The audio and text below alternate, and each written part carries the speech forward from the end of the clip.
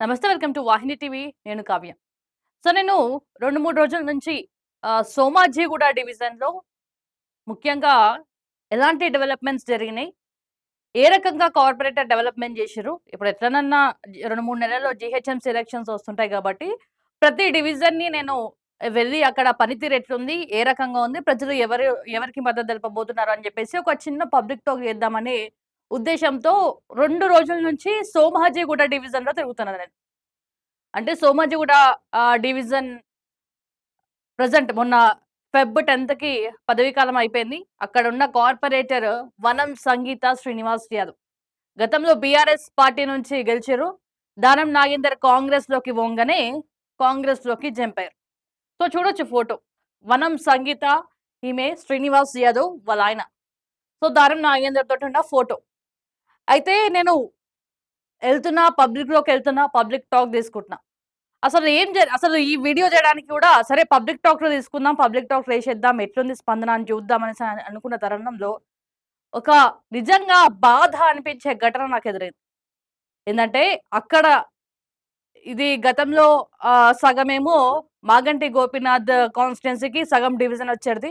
ఖైరతాబాద్ కాన్స్టిట్యుయెన్సీకి సగం డివిజన్ వచ్చేది. ఇది 2000 మొన్న రీసెంట్‌గా జరిగిన ఎలక్షన్స్‌తో దీన్ని మొత్తం కంబైన్ చేశారు. ఇది వనం శ్రీనివాస్ ఈయన. కార్పొరేటర్ వచ్చి ఈమె. ఈయనేమో వాళ్ళ భర్త. మరి పనెవరు జేయాలె డివిజన్‌లలో? కార్పొరేటర్ గదా! పని చేయాలె.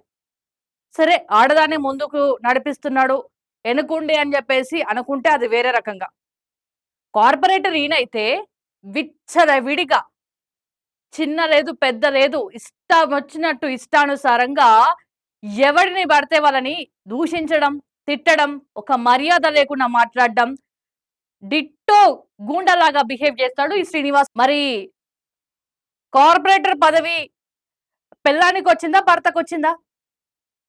వాళ్ళ భార్య గదా మొత్తం జేయాల్సింది. ఈయన చేసే దందాలు ఎట్లుంటాయి తెలుసా? అమీర్‌పేట్‌కి సంబంధించి సోమాజిగూడ డివిజన్ అమీర్‌పేట్‌కి సంబంధించి కేఎల్ఎం షాపింగ్ వరకి వస్తది. అక్కడ అమీర్‌పేట్ అంటే మనకు గుర్తొస్తాయి. చిన్న చిన్న స్టాల్స్ గావచ్చు, బట్టల షాపులు గావచ్చు, కొన్ని కాస్మెటిక్ షాపులు గావచ్చు, బ్యాంగిల్ స్టోర్స్ గావచ్చు, కొన్ని షాప్స్ చిన్న చిన్న అంటే బండ్ల మీద కాకుండా ఒక స్టాండ్ లాగా పెట్టుకొని అక్కడ పెట్టుకుంటారు. అక్కడి నుంచి మొదలుకొని బస్తీలలో మిర్చీలు, బజ్జీలు, గప్‌చుప్‌లు బండిలు ఎవరెవరు పెట్టుకున్నారో వాళ్ళ దగ్గర నుంచి మామూలు వసూలు చేస్తాడు. రోజు రూ. 50, రూ. 100, 200, 300 అలా షాప్‌ని బట్టి. సిగ్గనిపిస్తుందా కొంచెమన్నా నీకు? ఇప్పటి వరకు ఎన్ని దోచుకున్నావు? లేదంటే ఈ 5 సంవత్సరాలు మొత్తం దున్నేద్దాం, సోమాజిగూడను మొత్తం నేనే పాలిస్తానని చెప్పేసి మొత్తం ఇష్టం వచ్చినట్టు చేస్తున్నాడు. ఒక ఆవిడ మిర్చి బండి పెట్టుకుంటే, ఆ మిర్చి బండి తీపిచ్చేసిండు. ఒకవేళ కడుపు కొడితే ఏమొస్తది? ఏమొస్తది నిజంగా ఒకసారి ఆలోచించాలి. సరే మరి ఇవన్నీ భార్యకి తెలవదా అంటే అన్నీ తెలుసు. ఆమె పాపం అంత పెద్దగా ఎక్కువ ఇన్వాల్వ్ కాదు గానీ, మొత్తం ఇన్వాల్వ్ చేసేది మొత్తం ఈయనే. మరి ఎవరిని చూసుకున్నాడంటే ఈ పెద్ద దొరని చూసుకొని. ఈ దానం నాగేందర్‌ని చూసుకొని ఇష్టం వచ్చినట్టు ఇష్టానుసారంగా వసూళ్ల దందాకి పాల్పడ్డాడు. మరి ఆ పేద ప్రజల దగ్గర నుంచి తీసుకుంటే ఏమొస్తది? ఆ దుకాన్లు బంద్ చేపిచ్చి వాళ్ళ కడుపు కొడితే ఏమొస్తది? కొంచెమన్నా సిగ్గనిపిస్తుందా? గతంలో నువ్వు ఎలక్షన్స్ అప్పుడు ముసలోళ్ళ కడుపులలో తలకాయ పెట్టి నాకు ఓటేయండి, నాకు గెలిపియండి అని బతిమలాడినోడు ఇప్పుడు ఏ రకంగా మాట్లాడుతున్నాడు? ఏ రకంగా ఉంటున్నాడు? వీళ్ళిద్దరు కలిసి ఈయనను జోకడం. ఆయన ఎక్కడుంటే అక్కడ ఏ పార్టీలోకి ఉంటే ఆ పార్టీలోకి పోవాలే, ఆయనను జోకాలే, ఆయనను లేవట్టాలే, ఈయన దందలు ఈయన చేసుకోవాలి. ఈయన ఒక మాట చెప్పిండంట నాగేందర్. మీరు నన్ను డబ్బులు అడగకండి. మీరు ఏ దందాలన్నా చేసుకోండి అని చెప్పేసి నాగేందర్ చెప్పిండంట. సరే నాగేంద్ర మా ఏంటున్నాడు? ఆయన నేనేం తప్పు చేసినా, ఎక్కడ ఏం బయటపడ్డా గూడా ఒక ఫోను చేస్తే చాలు మా అన్న నన్ను కాపాడతాడని చెప్పేసి అనుకుండు. మరి ఈయనకన్నా సిగ్గు లేదా ఈ పెద్ద మనిషికి? ఎన్ని ఇయర్స్‌లో రాజకీయాల అనుభవం ఉంది? ఈయనకుంది కదా! మరి దానం నాగేందర్ చిన్న చిన్న వాటికి పోడు. వాస్తవంగా చెప్పుకోవాలంటే ఈ మిర్చి బండిలో, గప్‌చుప్ బండిలో ఆడికి ఈడికి పోయి వసూలు చేయడు. ఈయన పెద్ద పెద్ద దందాలు చేస్తాడు కాబట్టి పెద్దోళ్ళ కడుపులో అయితే కొడతాడు వాస్తవంగా. ఆ షాపుల దగ్గర పోడు. ఇల్లు గూడ కొడతాడు ఈయన గూడా. ఈ గురువు ఎట్లుంటాడో శిష్యుడు గూడా అట్లనే తయారవుతాడు కాబట్టి యథావిధిగా అట్లనే తయారవుతాడు.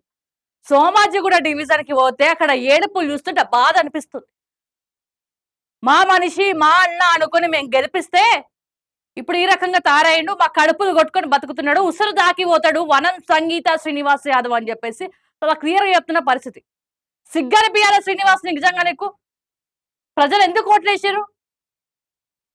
ఇట్లా మా కడుపులు కొట్టండి. మరి మేము సంపాదించుకున్న దాంట్లో సగం మీరు మా సొత్తు మీరు తినండి అని చెప్పేసి గెలిపించుకుర్రా? అరే వస్తే మాకింత మోరీలు బాగుపడతాయి. మాకిన్ని నీళ్లొస్తాయి. మా రోడ్లు మంచిగా అయితాయి అని చెప్పేసి కదా మిమ్మల్ని గెలిపించుకుంది. సో ఇప్పుడు కూడా నేను ఎందుకు మాట్లాడాల్సొస్తుందంటే వాళ్ళ బాధ చూడలేకపోయాను నేను. 2 నెలలు అయితుందంట ముసలోళ్ళు ఇంట్లో వండుకున్నారు. ఎట్లా తినాలా మేము అని అడుగుతున్నారు. వాళ్ళు నీ దగ్గరకేమైనా వచ్చి అడుగుతున్నారా?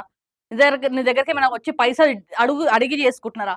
వాళ్ళ దందాలు చేసుకుంటున్నారు గదా! రూ. 50 నుంచి మొదలుకొని హాస్టల్స్ గావచ్చు, చిన్న చిన్న షాప్స్ గావచ్చు, గుండు పిండిల షాప్స్ గావచ్చు, గప్‌చుప్ షాప్ గావచ్చు, ఇంకా ఏదైనా ప్రతి ఒక్క షాప్ దగ్గర నుంచి సోమాజిగూడ డివిజన్ మొత్తం ఎక్కడైతే షాప్లున్నాయో ఆ షాప్‌లలో ప్రతి దగ్గర వసూళ్ల దందా చేస్తుండంట. ఈ విషయం నాగేందర్ దగ్గరకు పోతే ఆ 300 నేనిస్తా. ఇట్లనే ఒక సందర్భంలో అందరూ ఎదురయ్యారంట. ఇట్లా వనం శ్రీనివాస్ మమ్మల్ని పైసలు అడుగుతున్నాడు, 300 అడుగుతున్నాడు, మామూలు అడుగుతున్నాడు అని చెప్తే, ఆ మామూలు నేనిస్తా వాళ్ళని అడగకు అంట. సిగ్గుండదా నాగేందర్‌కి? అరే ప్రజలు ఎందుకు ఓట్లేసారు మీకు? మా బతుకులు మారతాయనే కదా ప్రజలు ఓట్లేసింది. నీకు 2 సార్లు చెప్పు దెబ్బలు పడ్డా కూడా సిగ్గురాదు శ్రీనివాస్. ఇంటి ముంగట పోయి చెప్పులు దెబ్బలు తినేసొచ్చినావు. తండ్రులు తినేసొచ్చినావు. ఈ శ్రీనివాస్ మెంటాలిటీ ఎట్లా తెలుసా? నువ్వు ముంగట ఉంచినా గూడా అది తుడుచుకొని నవ్వుకుంటా పోతాడట. గతంలో మాగంటి గోపీనాథ్ నిన్ను నిలగొట్టిన సందర్భాలు గూడా ఉన్నాయి. ముఖం పట్టుకొని గలీజ్ మాటలు తిట్టి ఇంకోసారి నా కాన్స్టిట్యుయెన్సీలో అడుగుపెట్టకురా అని చెప్పేసి తిట్టినా కూడా నీకు సిగ్గు శరం లేకపాయే. మరి అన్ని వదిలేసుకొని బతుకుతున్నావా? ఎట్లా బతుకుతున్నావో అర్థమైతలే. అయిపోయింది. ఖచ్చితంగా నేను మాత్రం సోమాజిగూడ డివిజన్‌లో బాధితులు ఎవరైతే ఉన్నారో వాళ్ళందరినీ బయటకు తీసుకొనొస్తా. ఈ వనం సంగీత శ్రీనివాస్ బాధితులను మొత్తం బయటకి తీసుకొనొస్తా. ఇదే స్టూడియోలో మాట్లాడిపిస్తా. ఎందుకంటే ప్రతిదీ నేను ఆధారాలతోటే చేస్తా. 2 రోజులు నేను సోమాజిగూడ డివిజన్‌లో తిరిగిన. ఎక్కడ చూసినా కూడా వాడు వసూళ్ల రాజా, వసూలు చేసుకుంటూనే ఉంటాడు. మామూలు ఇస్తే తప్ప గమ్మునుండడు అని చెప్పేసి. గతంలో పేపర్‌లో కూడా ఈ ఈ దీనికి సంబంధించిన ఆర్టికల్ కూడా వచ్చింది. సో పేపర్‌లు చాలా మంది చూడకపోవచ్చు. కాకపోతే నిజంగా చెప్తున్నా ఈ వీడియో మట్టుకు ఆహ్, మళ్ళీ వీడికి టికెట్ ఇయ్యకుండా పోయే వరకు ఈ వీడియో షేర్ చేయాలి. ఎందుకంటే ఇట్లాంటిదొస్తే మన భవిష్యత్. నిన్న ఒక వీడియో ఒక ఆవిడది వీడియో తీసుకున్నా. నేను కష్టపడి పని చేసినా రేషన్ కార్డులు చేయాలన్నా కూడా పైసలు తీసుకొనే చెయ్యి అని చెప్పేసి చెప్పిండంట. ఏ పని చేపించుకోవాలన్నా కూడా పైసలు వసూలు చేస్తాడంట. అంతో కొంత ఈమె మంచిదంట. చెప్తున్నారు వాళ్ళు. అంతో కొంతో సంగీత చాలా మంచిది. కాకపోతే భార్యాభర్తలకు తెలవకుండా ఉంటదా? సో వాళ్ళు చాలా నీ వెనక కష్టపడి తిరిగిర్రు. నిన్ను గెలిపించుకున్నారు. మా అన్న, మా అక్క, మా మనుషులు అని చెప్పేసి వాళ్ళు ఊహించుకున్నారు. అది తప్పైపోయింది ఆళ్ళకి. సో ఈయనకి ఎదురైన దెబ్బలేమి లేవు. ఎదురైన దెబ్బలు ఎన్ని దెబ్బలు తాకినా కూడా మళ్ళీ అదే పని తిరుగు. నెలకి హాస్టల్ల దగ్గరికి పోవాలి. హాస్టల్ల దగ్గరనే వసూలు చేసుకోవాలి. రోజు సాయంత్రం పూట స్టాల్స్‌ల దగ్గరికి పోవాలి. ఆడ మామూలు వసూలు చేసుకోవాలి. రూ. 50 రూ. 100 200 ఒకవేళ వాడు ఇయ్యడు అని చెప్పేసి ఏమైనా డిమాండ్ చేస్తే వాళ్ళ షాప్ కూలగొట్టిచ్చేసేయాల. ఇదా ఏం బతుకు? ఉసురు దాకదా? ఆ పేద ప్రజల ఉసురు దాకదనుకుంటున్నావా నీకు? అయిపోయింది. ఖచ్చితంగా ఈ రోజు నుంచి వనం సంగీత శ్రీనివాస్ యాదవ్ ఎవరైతే ఉన్నారో వాళ్ళకి టికెట్ వచ్చినా గూడా ఎందుకంటే ఈ పెద్ద మనిషి ఉన్నాడు కాబట్టి వాళ్ళ కాల్లో చెయ్యో పట్టుకొని బతిమిలాడతాడు. నేను బతిమిలాడి అట్లో ఇట్లో టికెట్ తెప్పించుకుంటాడు. ఒకవేళ టికెట్ వచ్చినా గూడా ఖచ్చితంగా ఓట్లేయొద్దు అని చెప్పేసి నేను ప్రచారం చేస్తా. ఎందుకంటే ఇంత దుర్మార్గులను నేను చూడలే. సరే చూసిండొచ్చు అక్కడనో ఇక్కడనో ఇల్లులు కట్టుకుంటే ఎంతో కొంత ఇయ్యండి అని చెప్పేసి డిమాండ్ చేసినోళ్ళని చూసినుండొచ్చు.